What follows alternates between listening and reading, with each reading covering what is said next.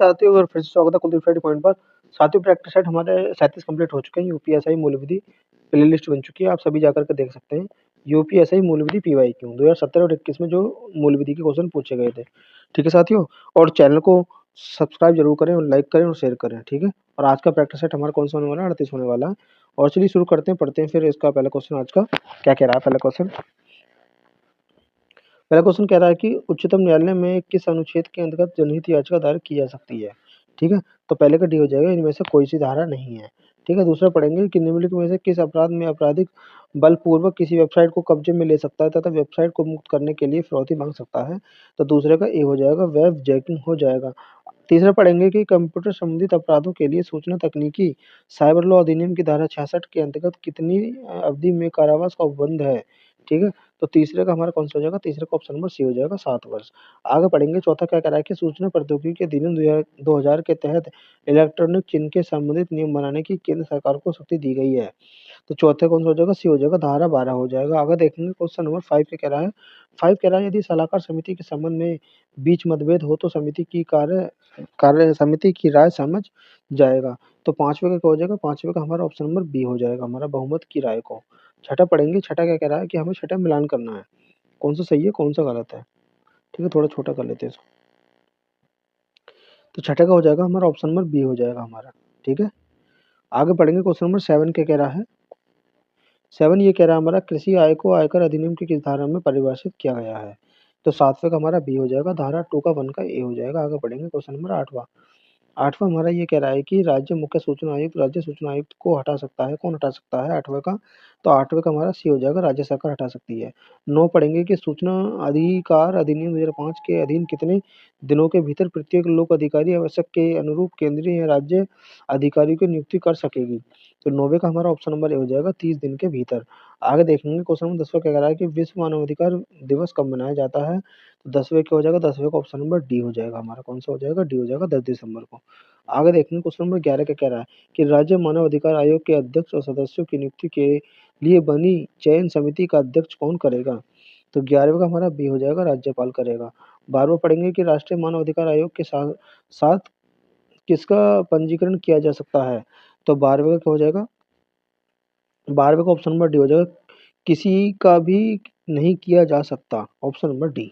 ठीक है, तो देखेंगे क्वेश्चन नंबर क्या कह रहा है कि 13वां क्या कह रहा है कि वन्यजीव संरक्षण अधिनियम की सूची वी के अनुसार निम्नलिखित में से कौन सा पीड़ित किंतु वर्णित है। तो 13 का क्या हो जाएगा? 13 का हमारा ऑप्शन नंबर ए हो जाएगा, कौन सा हो जाएगा? ए हो जाएगा, ए बी और डी। ठीक है, 14 पढ़ेंगे, कह रहा है कि वन्य जीव अधिनियम के अनुसार कलेक्टर द्वारा अर्जुन कार्यवाहिकों को पूरा करने के लिए समय सीमा कितनी होती है। तो 14 क्या हो जाएगा? 14 का हमारा ऑप्शन नंबर डी हो जाएगा, 2 वर्ष होती है। ठीक है, नेक्स्ट क्वेश्चन देखिए, क्वेश्चन 15 क्या कह रहा है कि पर्यावरण संरक्षण अधिनियम के अधीन गठित प्राधिकरण में लोक सेवक होंगे।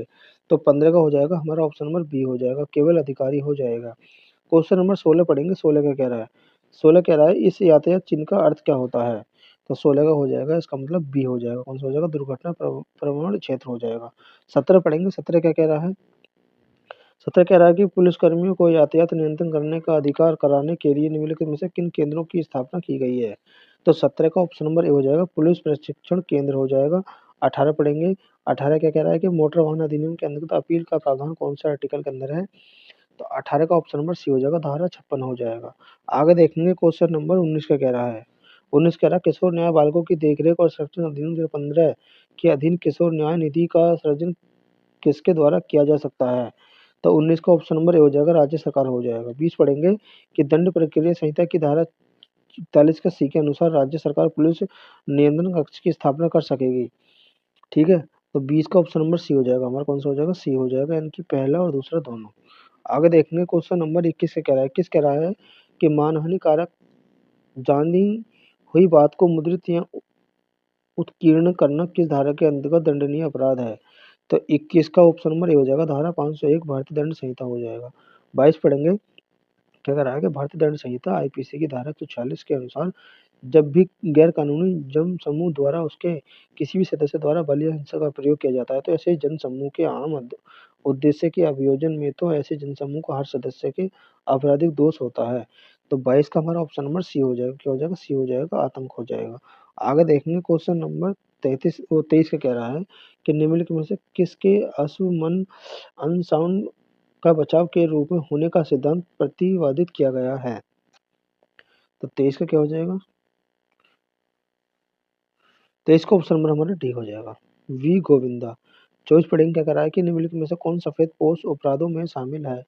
ठीक है, तो 24 का हो जाएगा ऑप्शन नंबर बी हो जाएगा, रिश्वत लेना। 25 पढ़ेंगे, घरेलू हिंसा से महिला संरक्षण अधिनियम के अंतर्गत कथित व्यक्ति द्वारा अनुतोष प्राप्ति के आवेदन प्रावधान है। तो 25 का कौन सा हो जाएगा? सी हो जाएगा, धारा 17 हो जाएगा। आगे पढ़ेंगे, क्वेश्चन नंबर 26 का कह रहा है, 26 कह रहा है कि घरेलू हिंसा में महिला संरक्षण अधिनियम के अंतर्गत घरेलू हिंसा की संबंधित विचार में सक्षम न्यायालय है। तो 26 का हो जाएगा हमारा ए हो जाएगा, प्रथम वर्ग न्यायिक मजिस्ट्रेट हो जाएगा। 27 पढ़ेंगे, अनैतिक व्यापार अधिनियम 1956 के अधीन कौन कौन अपने विवेक में सक्षम गृह और सुधार संस्थानों को स्थापित कर सकता है? तो 27 का बी हो जाएगा, केंद्र सरकार कर सकती है। 28 पढ़ेंगे, 28 का कह रहा है, 28 कह रहा है कि दहेज प्रतिषेध अधिनियम 1961 की किस धारा के अंतर्गत दहेज का पत्नी या उसके वारिसों के फायदे के लिए होना उबंधित है? तो 28 का क्या हो जाएगा? 28 का ऑप्शन नंबर सी हो जाएगा, धारा 6 के अंतर्गत।